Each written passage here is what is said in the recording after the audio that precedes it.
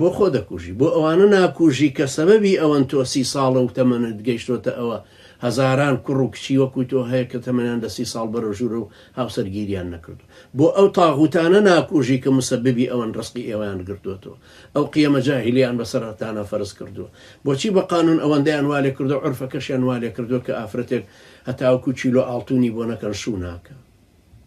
پیاوەکەشە کەوتە ژێرباری قەرزەوە نا خۆت مەکوژە بیریش بکەرەوە ئانە بکوژی کە مسەببی ئەم کارن بۆ تۆ خۆت کۆنتترۆلکە خۆت بگۆڕە وەسێتی منیش بۆ تۆ ئەوەیە خۆت کۆنتترۆلکە دینەکەت باش بگرە شەرتیش نیە بڕۆی دایمە خۆت ڕەحەتکەی خۆت کۆنتترۆلکە ڕۆژوو بگرە